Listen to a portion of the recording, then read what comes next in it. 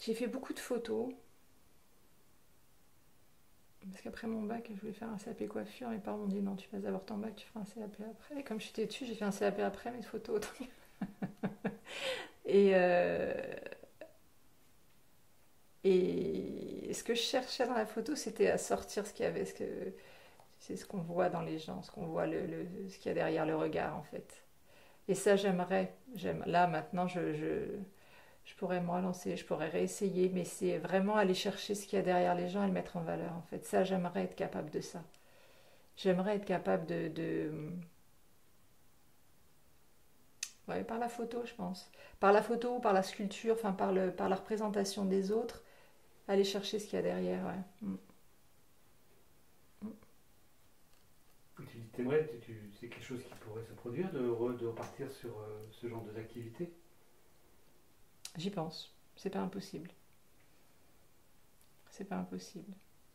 Donc j'étais photographe, mais au moment de la transition avec le numérique, et en fait le numérique m'intéressait pas. C'était pas. Moi, la magie, elle existait dans le moment où quand tu découvres enfin la photo, tu t'aperçois ce que tu as réussi ou pas.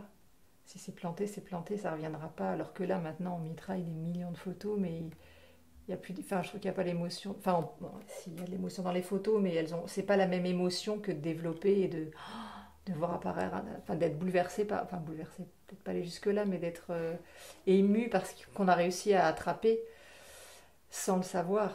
Savoir que sur 24 poses, il y en a une belle, il y en a une. Ça m'intéresse. Savoir que sur les 1800 photos qu'il y a dans mon appareil photo, il y en a 1500 à jeter, ça n'a aucun intérêt. Donc voilà, donc j'ai fait ce CAP photo et après j'ai travaillé tout de suite en fait. Donc au niveau études, je suis allée jusqu'au bac et le CAP photo que j'ai passé en cours du soir, mais c'est tout, j'ai pas été plus loin. Tu as toujours un appareil photo argentique? Ouais. Tu en fais de temps en temps? Non. Non, mais j'ai gardé le labo. J'ai gardé le labo parce que je me dis que j'aimerais bien montrer à mes enfants, une fois faire une séance, une fois avec mes enfants, pour leur montrer ce que c'est, ce que c'était, que la photo, c'est pas juste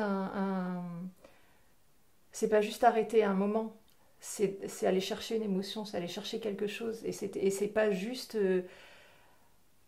un souvenir de. Comme on les a, ces souvenirs-là, on les a dans la tête. C'est pas ça. C'est pas ça pour moi la photo. La photo, c'était aller chercher quelque chose de très très précis et vraiment le travailler pour l'obtenir. Et j'espère pouvoir le faire avec elle, hein, bien sûr. Bien sûr.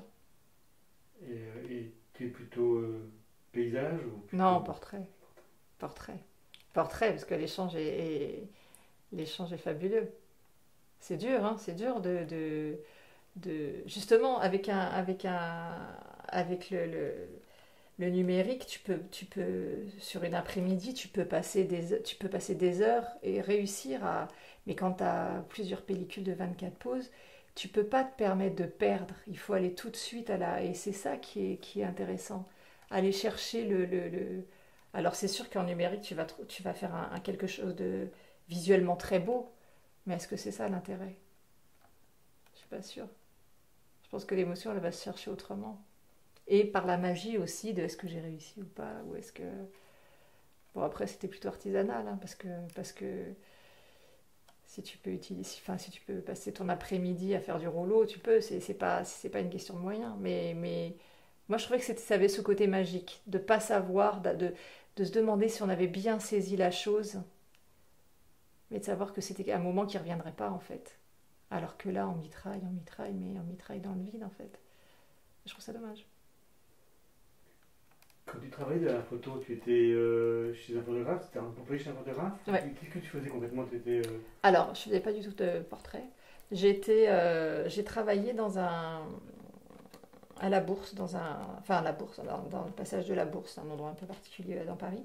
Et je suis arrivée directement chez un photographe pour lui demander s'il cherchait quelqu'un. Il cherchait une assistante en fait. Et on partait en triporteur, Piaggio, en triporteur, avec le labo derrière. Et on allait dans les quartiers des antiquaires à Paris, donc rue de Verneuil, enfin tout ce qui est proche de la Seine, sur les quais de Seine. et on allait faire des photos des objets qui partaient après pour les salles des ventes. En fait, on travaillait avec Draw et donc on arrivait avec le matériel et on faisait. Et là, j'ai appris la technique, ce que c'était que donner l'épaisseur d'un marbre, enfin pas faire des photos plates, enfin travailler au banc titre aussi sur les livres. Mais c'était une super expérience. C'était vraiment bon, c'est un milieu assez particulier, mais ouais, c'est surprenant comme un tableau ou surtout une sculpture, c'est compliqué à photographier en fait. Ça demande une technique qui est énorme et voilà. Puis ça a duré 1 an et demi et voilà. Et après j'ai arrêté. Pourquoi?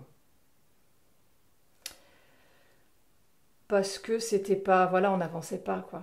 On n'avançait pas. C'était pas, moi j'ai bien vu que j'en vivrais pas avec lui. C'était pas, et j'avais pas assez d'expérience pour. Ce qu'on m'avait proposé après, c'était de travailler dans un labo mais faire que du développement. Mais non, c'est pas la preuve.